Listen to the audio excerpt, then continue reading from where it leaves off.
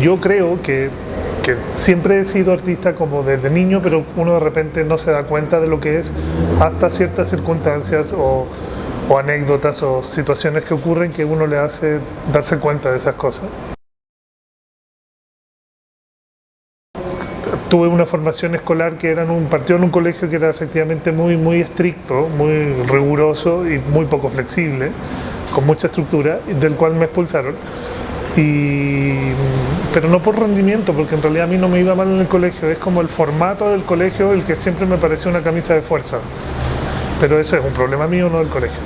Y eso me permitió de alguna manera salir a un territorio o relacionarme con personas en otros tipos de colegios que eran de un pensamiento bastante más flexible, lo que para mi gusto me hizo muy bien, me permitió ver o relacionarme con el mundo de una manera mucho más grata, más horizontal. Luego a lo mejor como hito, bueno, llega el momento en que yo siempre tuve una muy linda relación con mi papá fabricaba y construía muchas cosas, los muebles, nos hicimos un bote o artilugios y una serie de aparatos que estaban en mi casa, por lo cual ahí yo creo que se gatilló una fascinación por fabricar cosas, por relacionarme con los materiales, con las herramientas. Yo creo que ese es un punto de partida que es como una pequeña semilla, ¿ya? Y luego el momento de decir, bueno, ¿qué voy a hacer ahora? Decido por efectivamente estudiar arte en Chile. Y eso me permitió, además, yo tuve la oportunidad de estudiar en una universidad que también tenía un pensamiento muy flexible respecto del arte, no era hegemónico, y eso me hizo muy bien. Y luego tuve la oportunidad de postular a una beca para hacer estudios en el extranjero, en Alemania específicamente, y obviamente eso me permitió también entender el mundo desde una internacionalidad que no había podido percibir en la localidad que supone, por ejemplo, Chile, y abajo en el fin del mundo. Ahora, yo siempre he tratado de ser lo más honesto posible con las cosas que yo quiero hacer, porque sí tengo algo que es muy claro, que no lo mencioné delante, que es que yo creo que tú puedes seguir la carrera de artista o ser artista, que son cosas similares, pero también en esencia bastante distintas, porque también uno puede planificar cómo quieres seguir haciendo las cosas para, comillas, tener éxito o triunfar, o lo otro es tratar de seguir haciendo lo más honestamente posible las cosas que tú realmente quieres hacer.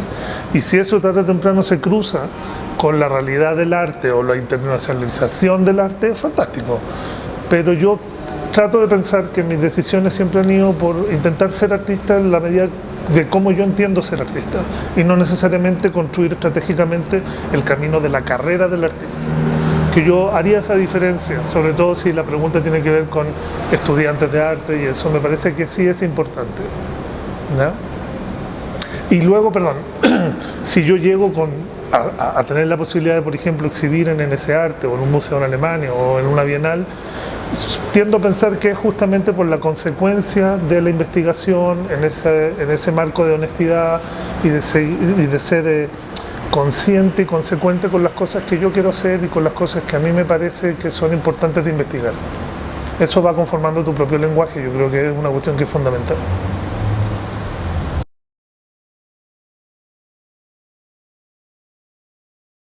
Creo que podría señalar perfectamente ese periodo que hablábamos de la relación que tenía con mi papá. Probablemente el momento en que decido irme de Santiago es un punto de inflexión, y el momento en que luego decido irme a estudiar a Alemania también es un punto de inflexión. Y sí creo que hay algunas exhibiciones que para mí sí han significado un punto de inflexión, como podría ser el proyecto que se exhibió en el archipiélago de Chiloé en el sur, en el MAM, que son unas piezas tejidas de madera que tienen que ver con el territorio y con la gente del territorio, la relación espacio-persona de nuevo. Luego probablemente hay una exhibición que para mí también siento que es un punto de inflexión, que es una exhibición que se llama Esteganografía, que es con masking tape en una sala muy grande, y probablemente lo que vamos a hacer aquí en octubre también lo va a hacer.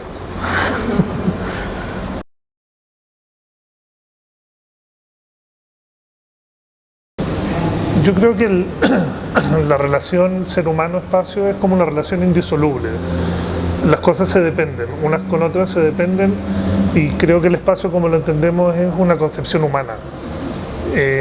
Yo cuando terminé de estudiar, lo primero que hice, que es raro que uno lo haga, es que agarré mis cosas y me fui a vivir al sur de Chile, a una isla, en donde la mirada sobre el territorio era mucho más expansiva de la que yo había tenido en Santiago, en Chile, porque yo vivía en un lugar muy pequeñito, en donde todo el espacio estaba siempre coartado por la arquitectura, por la plaza, por el transporte público, por una infinidad de infraestructura producida por el hombre que determina el comportamiento del ser humano en los espacios.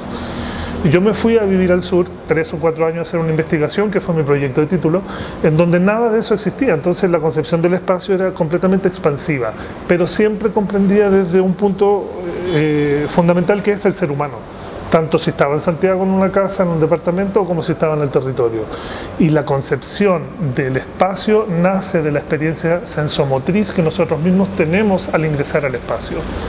Yo pienso que el espacio emerge al mismo momento en que ingresamos en él. En la medida que lo concebimos, el espacio existe, y si existe el espacio podemos estar en él, por lo tanto también existimos nosotros.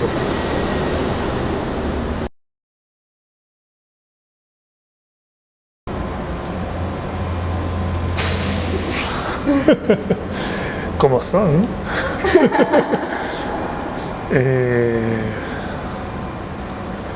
Pucha, lo que pasa es que yo no sé si Claro, yo siempre pienso desde el espacio, independiente si es una fotografía, o si es una escultura, o si es un sonido, lo pienso siempre en un orden espacial. Pero también creo que uno no necesariamente está preso ni de los materiales ni de las formas, sino que si tú me preguntas qué aspectos de mi trabajo creo que todavía no he explorado, son cosas que me interesaría más investigar, como cuestiones que tienen que ver con el tiempo, a lo mejor, con el sonido, profundizar ciertas cosas, pero en este momento no sabría decirte qué formas deberían tomar esas cosas. No sé si efectivamente el sonido tiene forma de objeto, o si, no sé, el tiempo, cómo se materializaría ese constructo tan abstracto en la medida del tiempo, cómo podría llevarse al campo visual. Entonces, son más bien áreas con las que me interesa relacionarme, que creo que están pendientes y que me gustaría seguir trabajando para adelante, pero no sé qué forma van a tomar.